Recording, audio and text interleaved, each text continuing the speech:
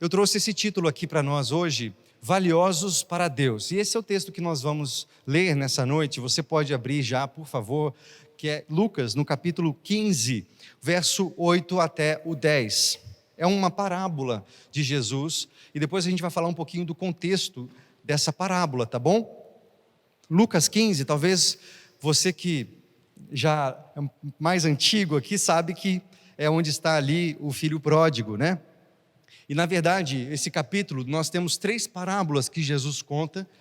A primeira delas falando da ovelha perdida, a segunda é essa que a gente vai ler agora, falando da dracma perdida, da moeda perdida, e depois dos 2 filhos perdidos, né? O mais jovem que sai de casa e o mais velho que está perdido também, embora esteja dentro de casa. Eu trouxe aqui caso você queira acompanhar aqui na frente também, tá bom? Diz assim, versículo 8: Ou qual é a mulher que, possuindo 10 dracmas e perdendo uma delas, não acende uma candeia, varre a casa e procura atentamente até encontrá-la? E quando a encontra, reúne suas amigas e vizinhas e diz: Alegrem-se comigo, pois encontrei minha moeda perdida. E eu lhes digo que da mesma forma, a alegria na presença dos anjos de Deus por um pecador que se arrepende.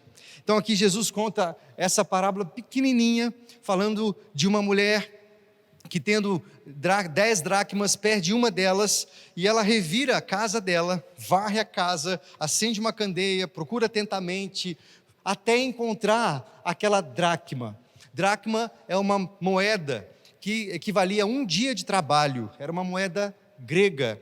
Você talvez já tenha ouvido falar do denário, que era uma moeda romana, que também era equivalente a um dia de trabalho. Talvez monetariamente não é algo de tanto valor assim, mas para essa mulher era de grande valor.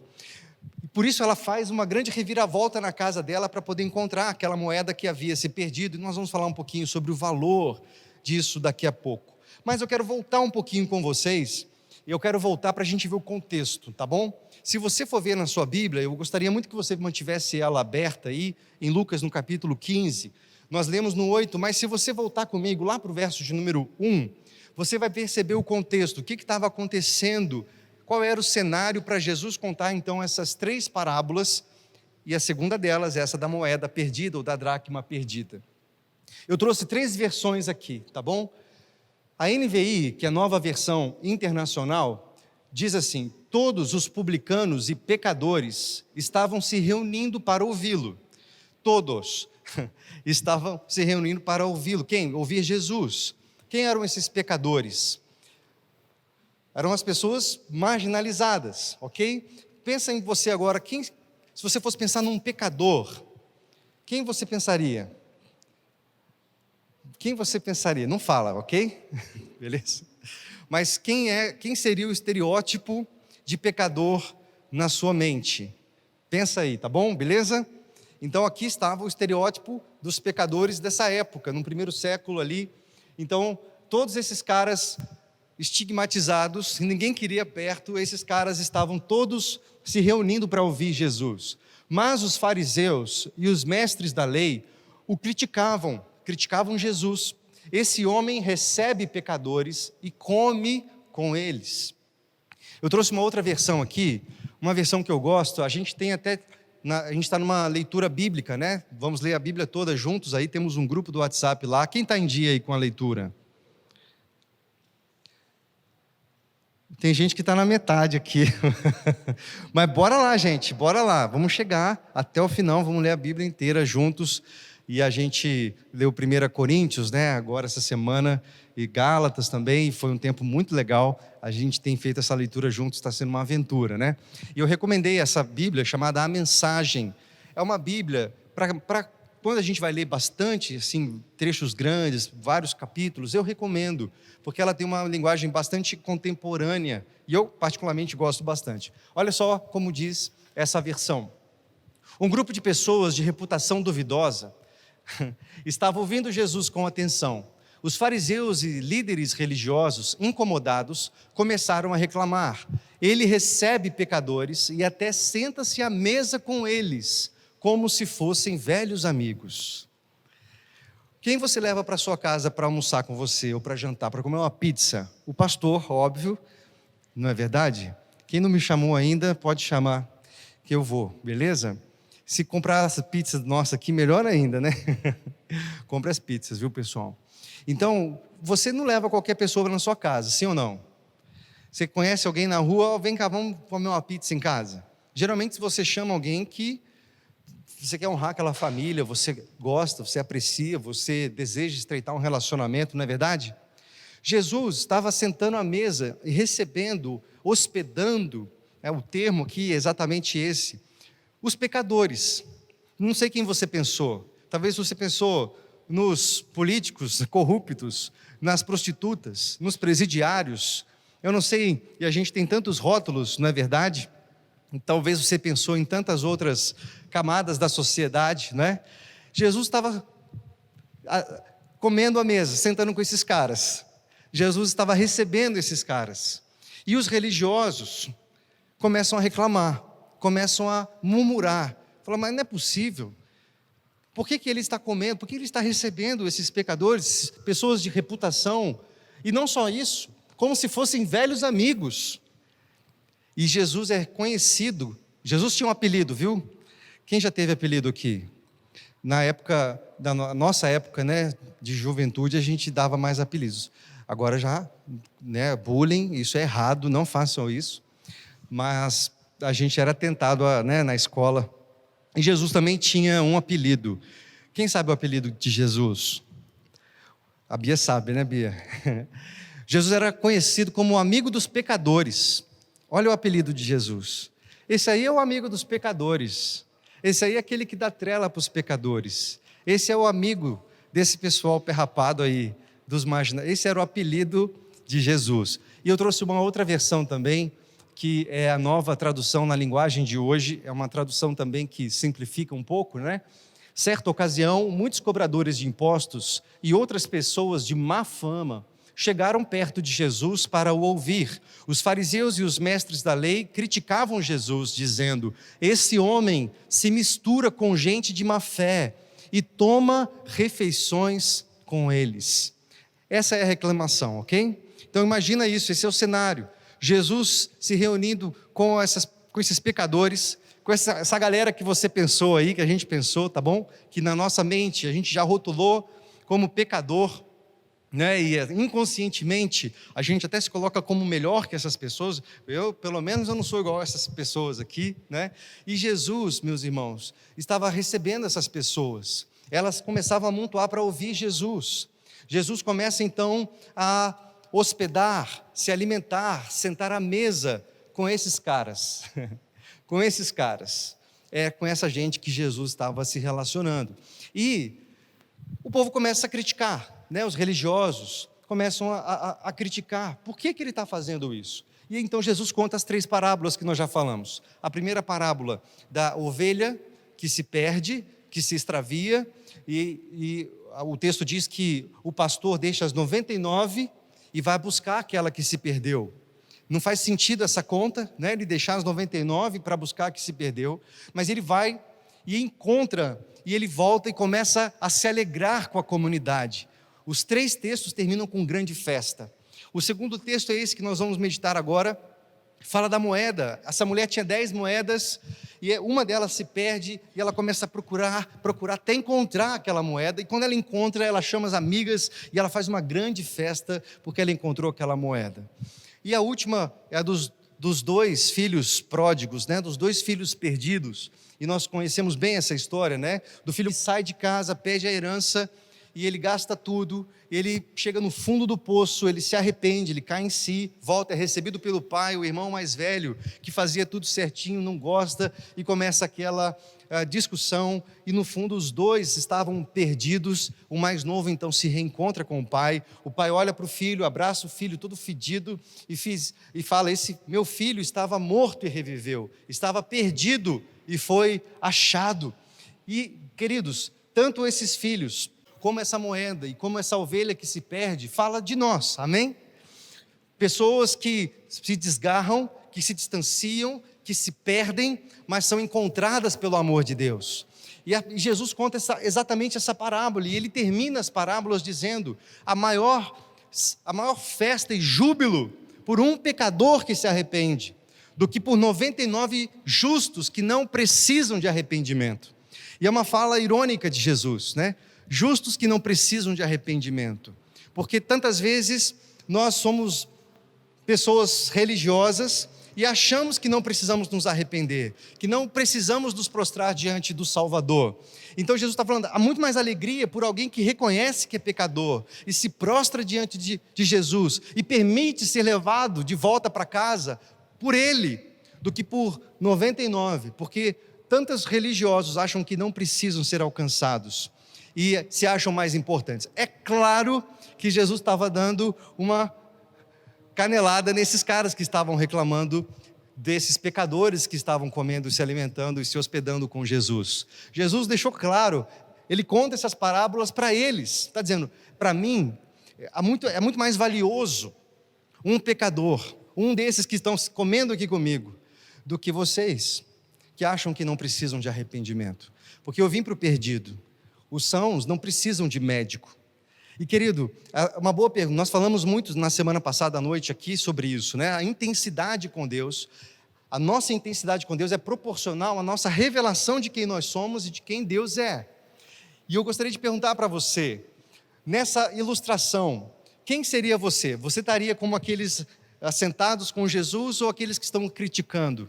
Aquele talvez religioso que acha que por fazer algumas coisas, eu não falto na igreja, eu dou o dízimo, eu dou oferta, eu não maltrato ninguém, eu não adultero, eu não roubo, e talvez você se ache um pouco melhor do que outras pessoas, e até se esquece de se prostrar, de se arrepender, e de se lançar e de se render a Deus todos os dias. Essa parábola fala de nós, amém, meus irmãos? Por isso vamos prestar bastante atenção. O primeiro ponto que eu gostaria de lembrar você é sobre o valor dessa dracma, dessa mulher, ok? Então, embora são 3 parábolas, é uma coisa só, mas agora a gente vai recortar, tá bom? Vamos comigo só ali na dracma perdida, tá bom? Do 8 ao 10, aí do capítulo 15 de Lucas. Como eu falei para vocês, essa moeda tinha um valor até monetariamente pequeno, mas eu li alguns exegéticos, alguns historiadores, e muitos falam que provavelmente essas 10 moedas era tudo que essa mulher tinha. Alguns falam também que poderia ser um colar que as mulheres usavam, que era do dote. Então não tinha um valor só monetário, era uma moeda que ficava pendurada no colar e representava o dote, tinha um valor sentimental importante comunitariamente para aquela mulher. Por isso era algo tão importante e valioso para ela. Nós não sabemos, Jesus não deixa claro exatamente o que seriam essas 10 dracmas, de que representava para aquela mulher isso. Mas, para nós, precisamos entender, se trata de algo que tinha valor. Você concorda comigo que se esses dias eu perdi, eu tinha um fone sem fio, né? E sabe aqueles, né? Fica um de cada lado lá. E aí eu emprestei um para o Augusto, ficamos nós ouvindo música lá enquanto limpava a casa, o Augusto com um e eu com outro. Eu só sei, que não sei se foi eu que perdi ou se foi o Augusto que perdeu, só sei que só apareceu um, então eu só estou de um lado, né? E para aquilo, para mim é uma coisa de muito valor, né? Faz diferença ter os dois e também não é barato. E eu procurei, nossa, eu ainda estou procurando, já faz umas 3 semanas isso já, mas eu ainda estou procurando um lado do fone. E revira aqui, procura lá, a gente está achando que pode ter levado no lixo, talvez é pequenininho assim, né? Então, enfim. Mas procurei a beça porque para mim tinha valor. Você concorda comigo que quando você pede uma coisa que não tem tanto valor, você deixa para lá? Eu me lembro uma vez que a Rebeca, a gente acabado de casar, a gente foi para a praia e ela perdeu a aliança, estava meio larga, né? E ela perdeu. A gente literalmente depenou o carro da prima dela, porque estava dentro, tinha um assoalho, tinha entrado lá dentro, a gente tirou o carro, até achar aquele anel, a gente tinha acabado de casar, e tinha pago, né, uma notinha, né, então tinha valor para nós, sentimental, era algo que tinha que achar, não tinha jeito, e a gente ficou procurando até encontrar. Você concorda comigo, se algo que tem valor, nós procuramos? Essa moeda tinha muito valor, e essa moeda está falando de nós. Essa dracma representa a sua vida. Você já entendeu que você é valioso, é valiosa? para Deus. O que essa mulher faz representa o que Jesus fez para revirar e para encontrar você, para salvar você, para alcançar você. E é o que Deus faz para alcançar as pessoas lá fora, também ao nosso redor. Então, essa mensagem tem duas aplicações. Tanto para você perceber que você é essa pessoa valiosa. E Deus toma a iniciativa para te encontrar, para te atrair de volta para Ele. Mas também nos fazer entender que lá fora há moedas perdidas.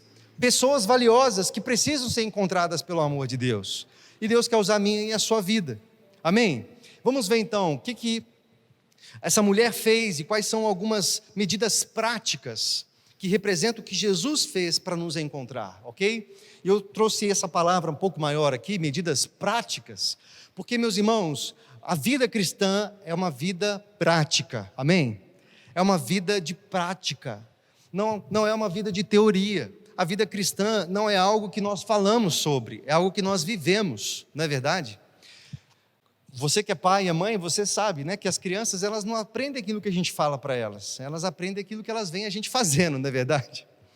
Quantas vezes eu falava para o Augusto, escova o dente, escova o dente, escova o dente, e não ia escovar de jeito nenhum.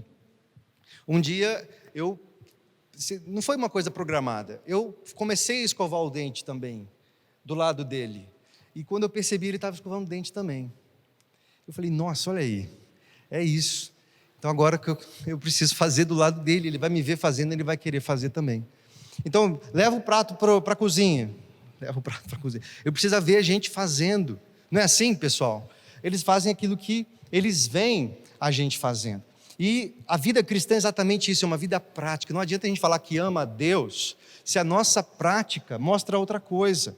Não adianta a gente falar que se rende ao Senhor, se a nossa prática não fala exatamente sobre isso também. Por isso está bem grande ali, tá bom?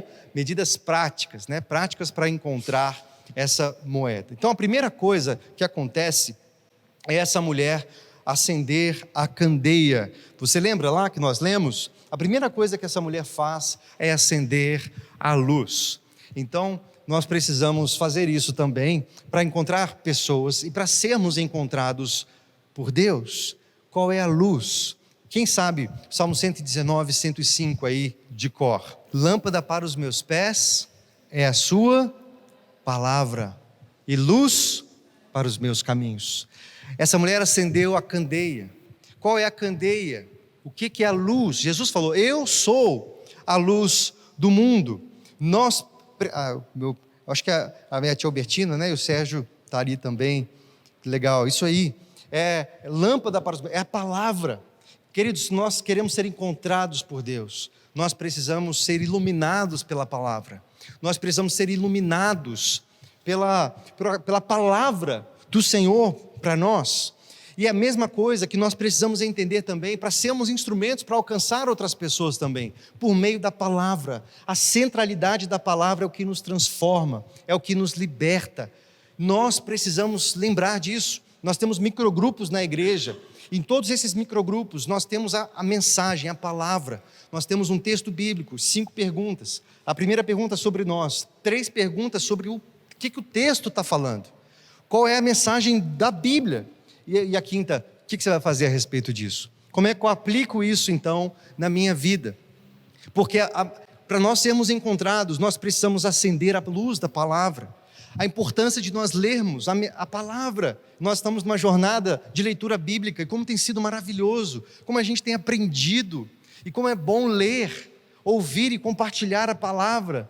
E textos que nós já lemos tantas vezes, nós recebemos uma revelação. Eu li essa semana ali, por exemplo, Gálatas 6:9, que fala, não nos cansemos de fazer o bem, porque a seu tempo ceifaremos, se não desfalecermos. Nossa, que bom, que gostoso passar por esse versículo de novo, uma mensagem para a gente perseverar. Talvez a gente não esteja vendo os resultados, mas calma, persevera, vai até o final, não desiste. Não nos cansemos de fazer o bem. Fazer o bem cansa, né? A gente se desanima, se frustra, não vê os resultados. Assim como um agricultor planta uma semente e não sabe o tempo que vai ficar lá embaixo da terra e não sabe o que está acontecendo ali, mas ele crê e começa a vir uma colheita. Na nossa vida também. Então nós precisamos da palavra, é a palavra que nos alimenta, a palavra, a aplicação da palavra que nos transforma. Apenas saber intelectualmente não resolve, nós precisamos aplicar essa palavra. Então acenda a luz. Você pode falar para o seu vizinho isso daí? Acende a luz. Qual é a segunda coisa que essa mulher fez? Coloquei uma vassoura aí, uma vassoura bem grande, né? Essa mulher começa a varrer a casa, ela faz uma faxina na casa. Meus irmãos, quando você vai procurar alguma coisa dentro da sua casa, ou vai varrer a sua casa, você apaga a luz e fecha a janela, o que você faz? Ao contrário, né? Você abre a janela, você deixa entrar luz, porque quanto mais luz houver, mais você vai enxergar a sujeira, não é assim? E quando nós estamos diante da palavra de Deus, a nossa sujeira aparece, não é verdade?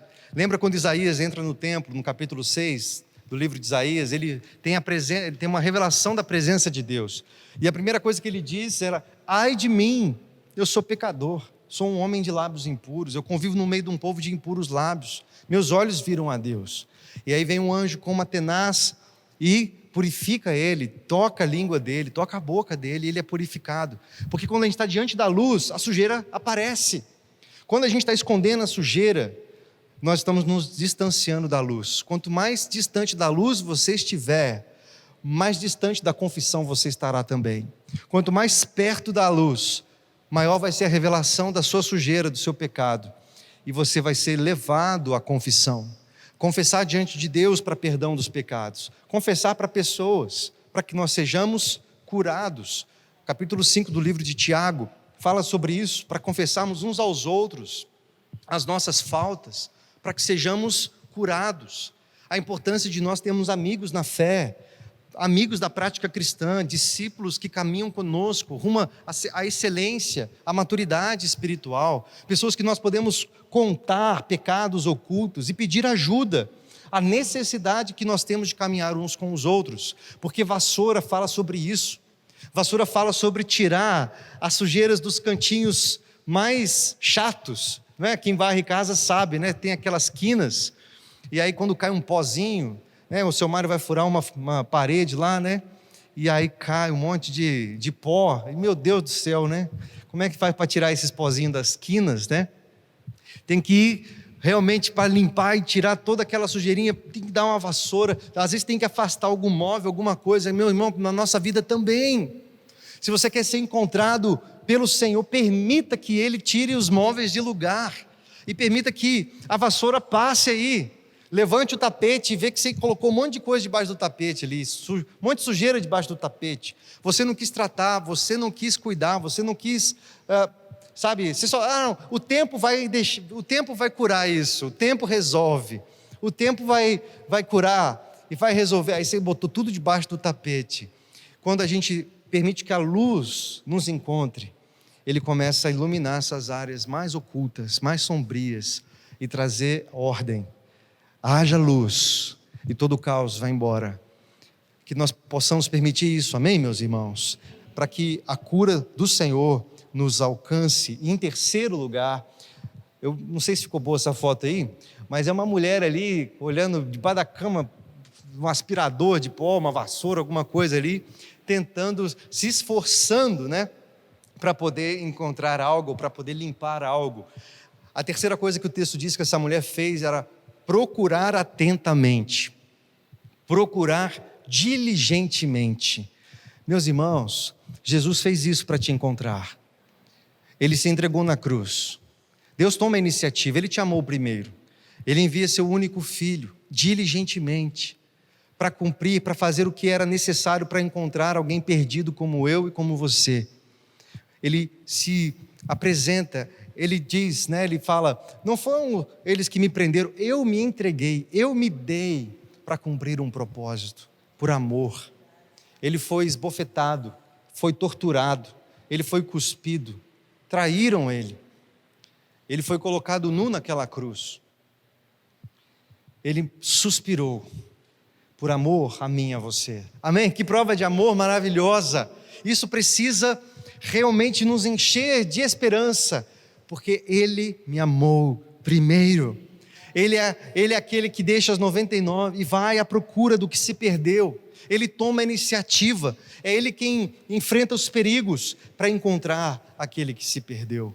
É aquele que abraça o filho que volta para casa, que nos recebe, que tem alegria quando um pecador se arrepende, quando um pecador reconhece que precisa de um Salvador. É isso que ele está dizendo nessa parábola. E ele fez isso, ele procurou diligentemente você.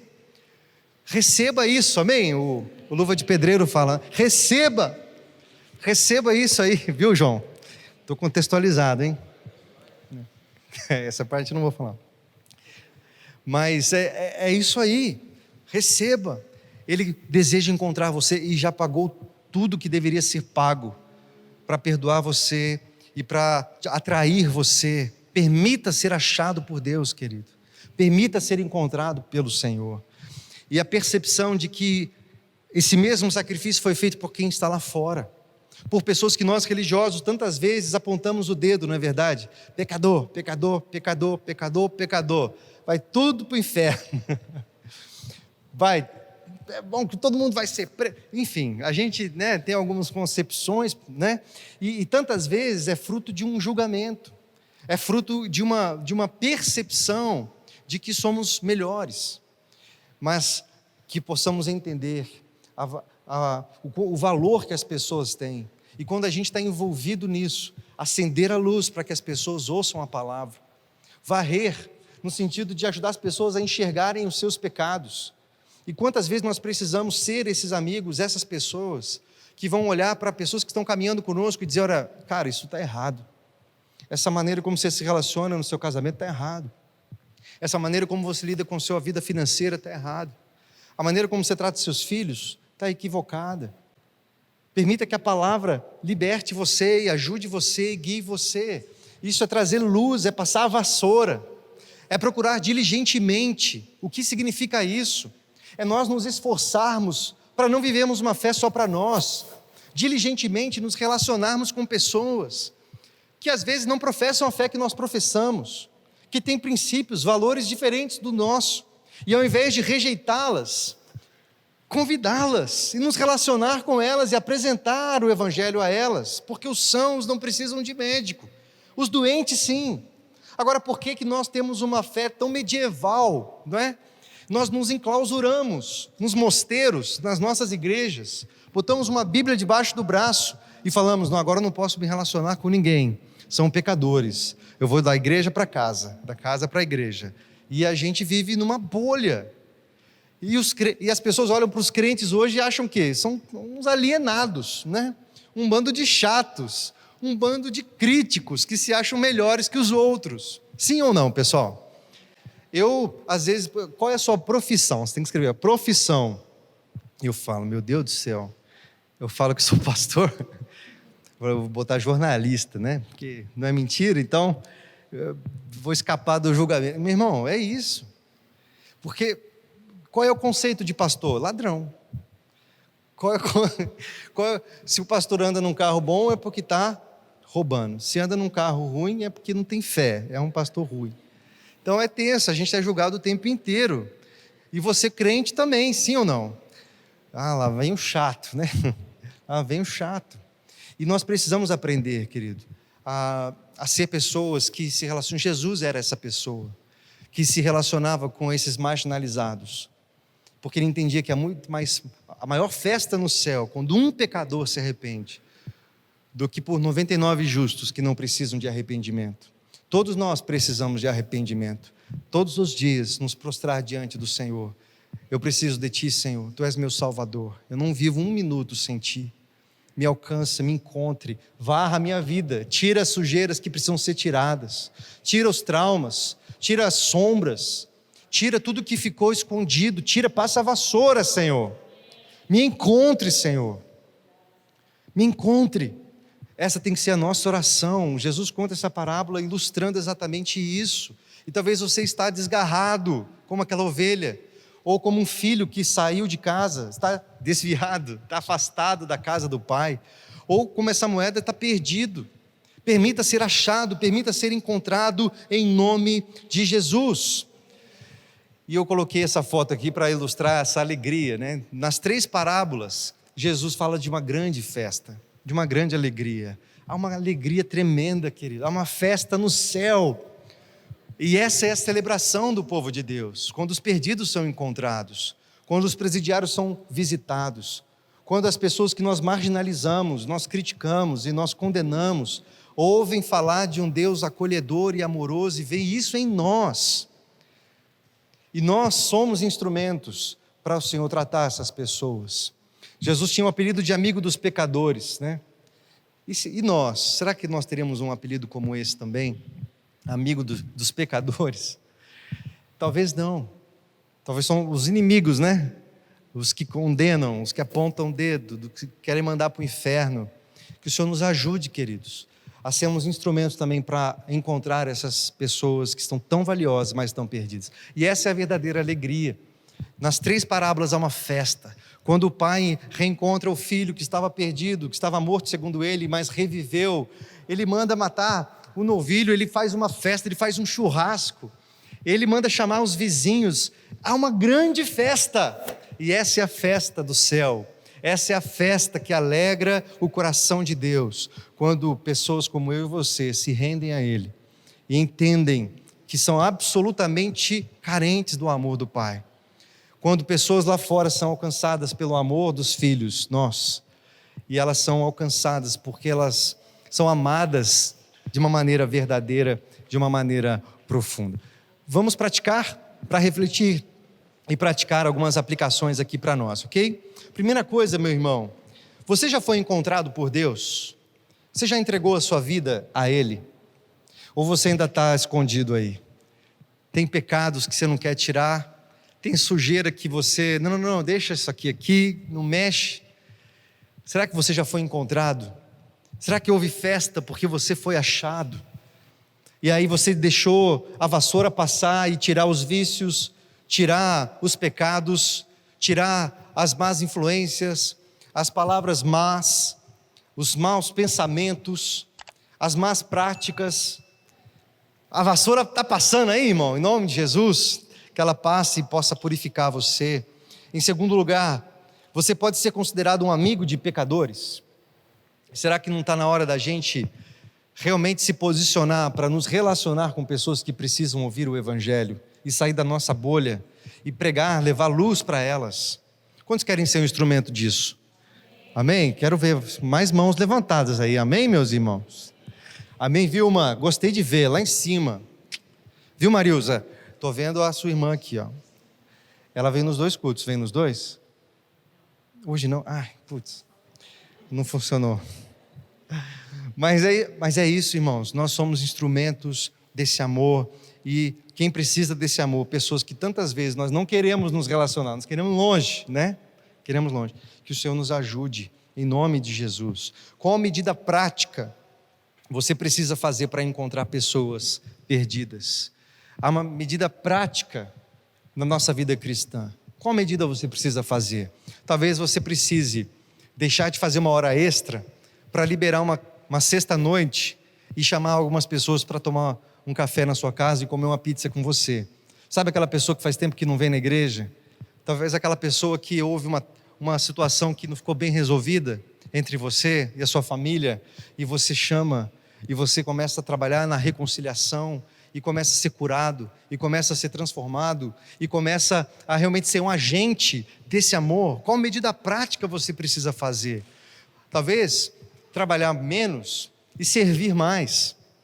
Num instrumento, aqui no louvor, num ministério de ação missionária, de ação social. Durante a semana, talvez você tenha um dia livre, e a gente pode usar a estrutura da nossa igreja para atender e fazer uma obra que faça diferença no bairro, e essa igreja começa a ser mais relevante.